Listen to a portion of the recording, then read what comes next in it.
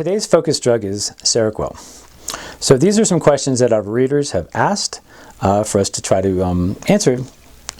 The first question is, why do people get prescribed Seroquel? Well, the typical prescribing for Seroquel is for mania and psychosis and to help people be, manageable when they're having either schizoaffective, schizophrenic, or bipolar presentations. However, it also gets prescribed for sleep to people that don't have any psychotic features. The next question is Quetiapine a narcotic? Okay, Quetiapine is the other name for Seroquel. And no, it is not a narcotic. Narcotic drugs are scheduled drugs that are considered drugs of abuse. And even though Seroquel gets abuse, it's not on the abuse list as a narcotic. Next question. What are the side effects of Seroquel? Well, it really depends on the person. So people have different biochemical individualities that will help determine how they actually respond to a drug. So side effects of Seroquel are typically lack of reward. So Seroquel is affecting mostly the dopamine pathway, and dopamine is the chemical equivalent of reward.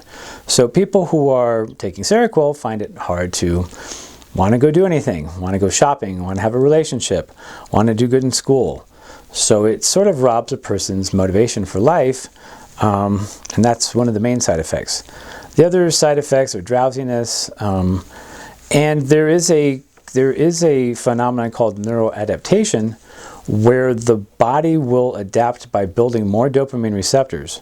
And so the drug itself could actually create a situation where a person has psychotic features in someone that previously was not. Next question. Does Seroquel help with anxiety?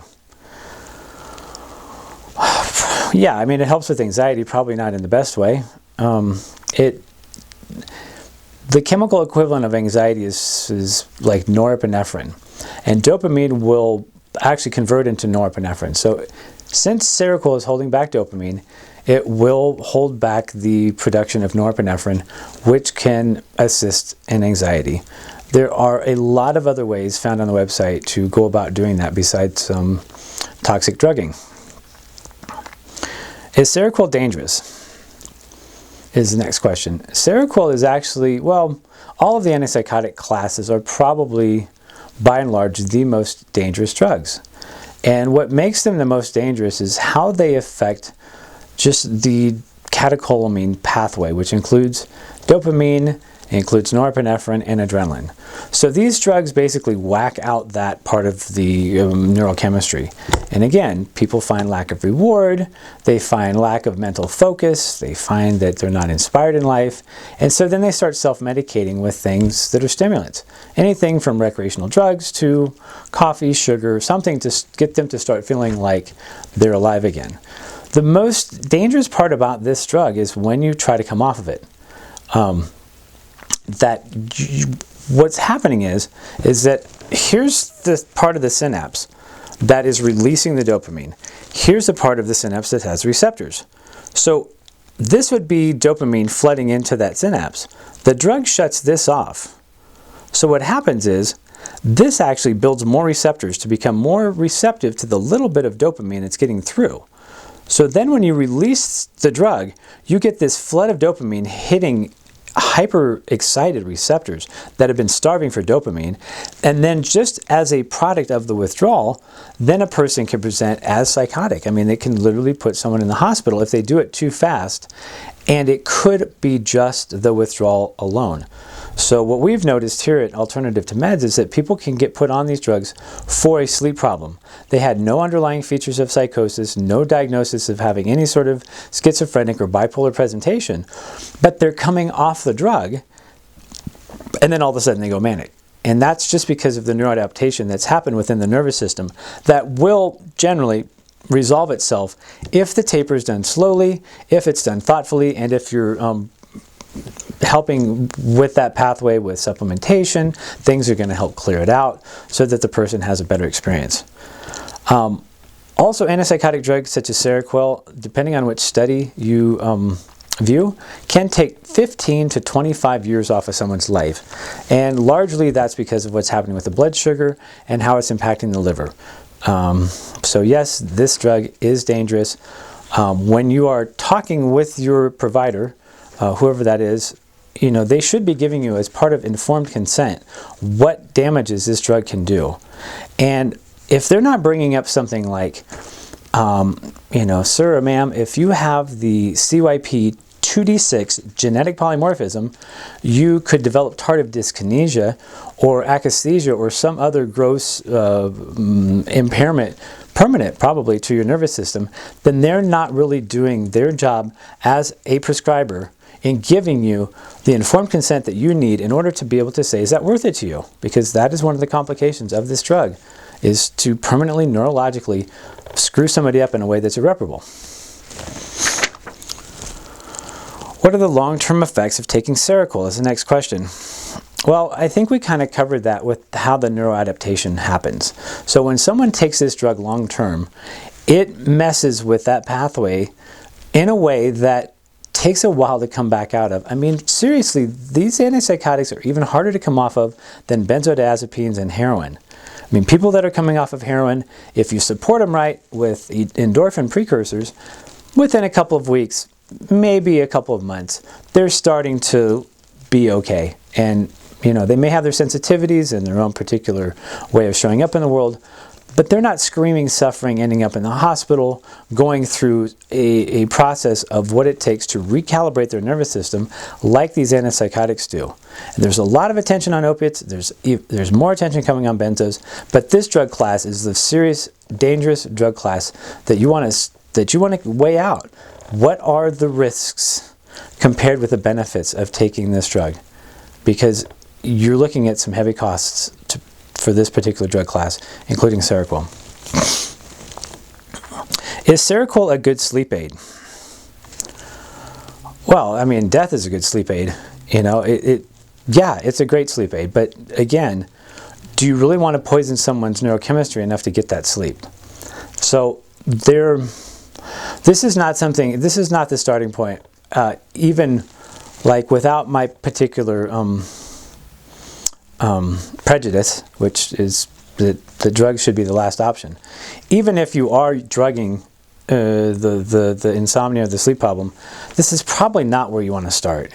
There's other drugs that are much less poisonous and have fewer side effects than this drug. So yeah, it's a good sleep aid. It's not a good drug. So no, it's not a good sleep aid. Is Seroquel bad for your liver? Well, particularly, yes. The liver is what produces the detoxification enzymes in order to break drugs down. Drugs, by definition, are poisons.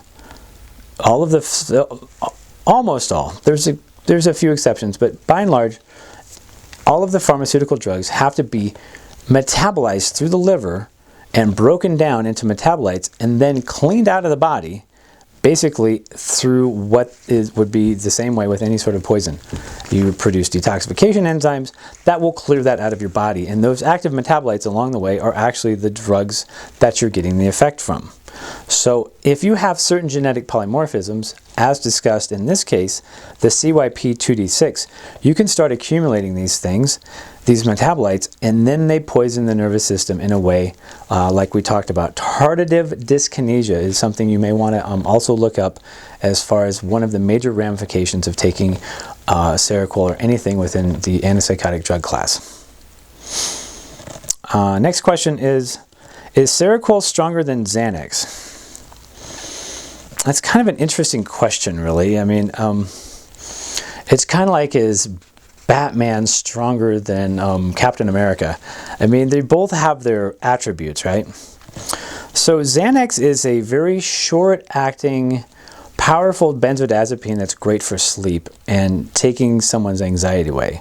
Again, death would also do the same thing. So Xanax is very addictive, it's short-acting, and it's probably, I mean, if you're gauging like, which one's a better sleep aid, Seroquel or Xanax? Well, I would say Xanax, because Xanax is just the damages that antipsychotics do to the nervous system make them the absolute last choice for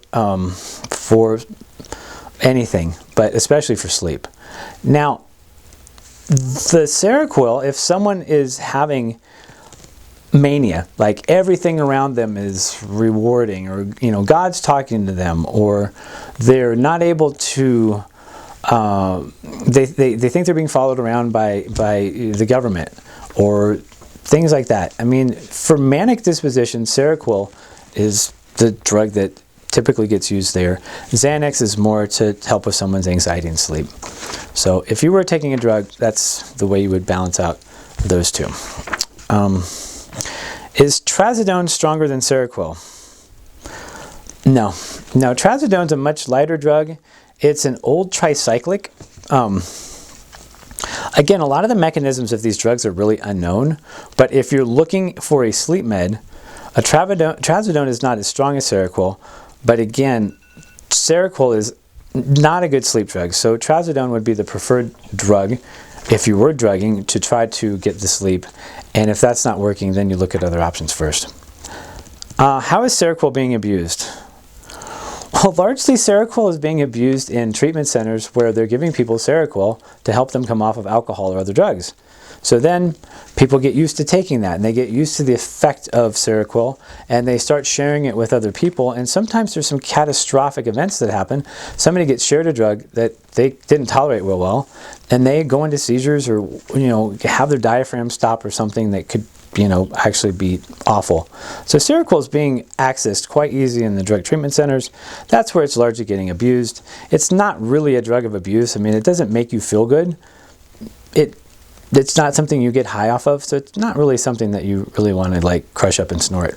Okay, that will be the end of this video. Thank you for watching, and do remember that any medication changes that you do need to be approved by your prescriber. Do not take anything we're saying as medical advice, because we're not treating you as patients. We're only giving you information. Thank you.